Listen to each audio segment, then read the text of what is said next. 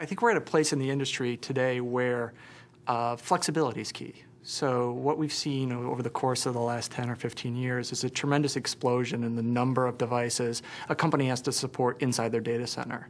So 10 or 15 years ago, it wasn't uncommon for a company to have a few dozen or a few hundred servers and be able to support their entire IT organization and all their entire IT needs on those few hundred systems.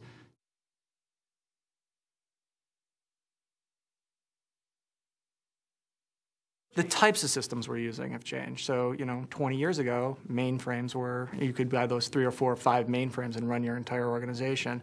But pressures from the CIO and the CFO to reduce costs in the environment have led people to find, and new technologies coming into the market have led people to find RISC Unix servers, x86 servers, smaller and smaller systems that they could buy for less and less money. So lower acquisition prices have led to this explosion in the number of devices. So by 2008, there's going to be nearly 35 million servers installed worldwide. So a 6x increase in the number of devices. So you might have 5,000 servers, and they might be supporting 1,000 different applications across your organization, but they're typically running at 10 or 12 or 15% utilization. So there's a lot of wasted capacity, and they're powered on 24 hours a day, and they're generating heat 24 hours a day, and that's causing the cooling budget as well to go up.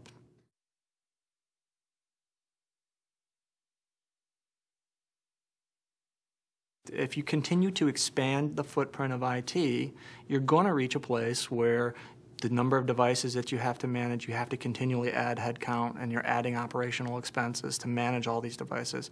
Or you're going to hit that ceiling in terms of your power and cooling. Your data center infrastructure isn't going to be able to support the amount of IT that you want in your environment. And so you're going to have to go out and invest, in some cases, $10 million to build yourself a new data center, or millions of dollars just to retrofit an existing one.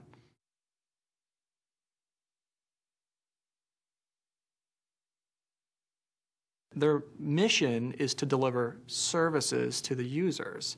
Well, the facilities folks are to make sure that the services support that. But the growth rates and the rate of change in the data center versus in the rate of change in the IT are dramatically different. So the IT folks are changing and morphing their environment much faster than the data center can respond, and so we're reaching these kind of breaking points. The first step in solving this is to get these two organizations to communicate about what they have available and their needs, and have a common goal or message that they're going to take out. How do we fix this problem? And we can't do it independently, and the only way we're going to be able to do it is start communicating.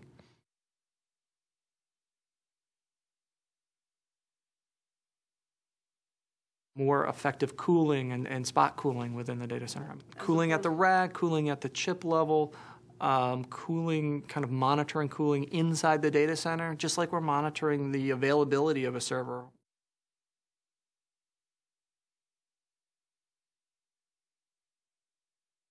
What we see happening is the data center taking the model of the server and the technology folks, which have gone from kind of monolithic systems to modular systems.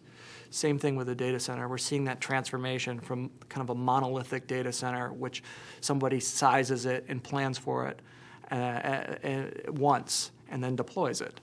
Now, moving forward, it's more about how can I have to expect change. I have to, plan for change, and how can I do that? And I can do that through more modularity in my power, modularity in my cooling, addressing problem points just within the data center themselves. And what we've been talking about is kind of an inefficiency reaching its peak, right? I mean, where people run up against a ceiling and are no longer able to grow or add to their data center because of they've maxed their power or cooling capacity.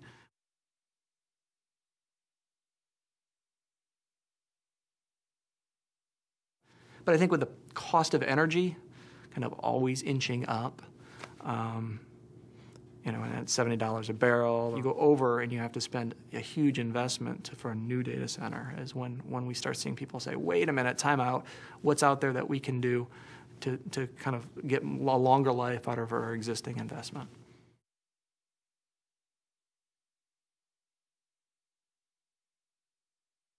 Well, I think blades are just another form factor. We're seeing there was initially these kind of pedestal under your desk, big boxes that folks were deploying, and then along with the wave of the internet came rack optimized servers, and now this next generation is really about continuing to drive down the size of the system, continuing to focus on density. How do you get rid of the hot air? That kind of density.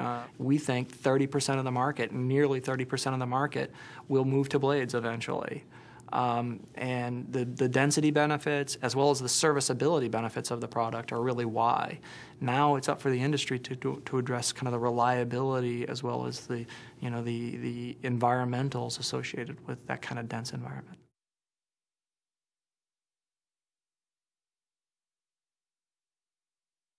Well, I think the higher the energy costs go, the more focused on efficient utilization of power companies are becoming. That modularization of the power and cooling environment allows a company to size for where they are today, but then as demand grows for power or cooling or whatever, add that capacity when they need it. So they don't need to have to plan for 5 or 6 or 8 years from now, but yet can grow with their infrastructure. So the power and cooling environment can grow with the IT environment.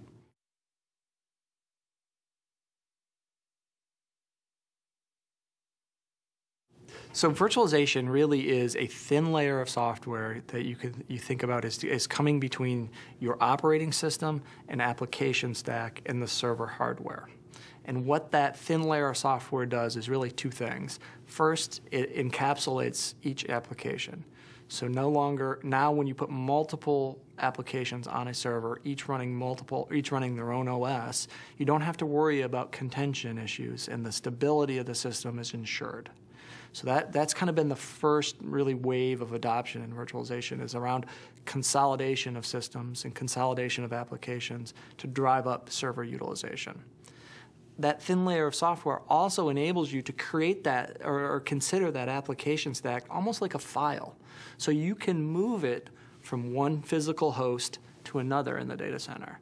So now companies are beginning to apply things like vMotion technology to problems around high availability or disaster recovery. So if I were to kick a server or kick the plug out of a server, for example, and all of those applications could be dynamically moved over to another device, and the service that they offer to the users would continue to run.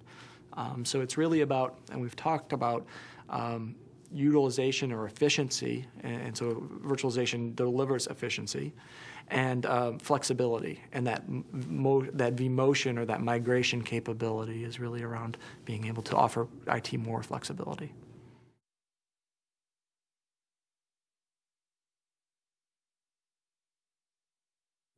IT, for example, can look to lower consuming components in the systems, lower power consuming processors, lower power consuming disks, memory. The use of virtualization technology to drive utilization. Facilities, on the other hand, can address concerns around things like hotspots in the data center from these ultra-dense blade environments through modular cooling solutions, as well as begin to think about their data center more holistically and do more real-time monitoring of the power going in, the air conditioning capacity, what is actually being used, temperatures in the data center. And really all of this goes back into those C-level folks who just want the problems of the data center, the brush fires of the data center, to be solved so they can begin to think more strategically about the business, right?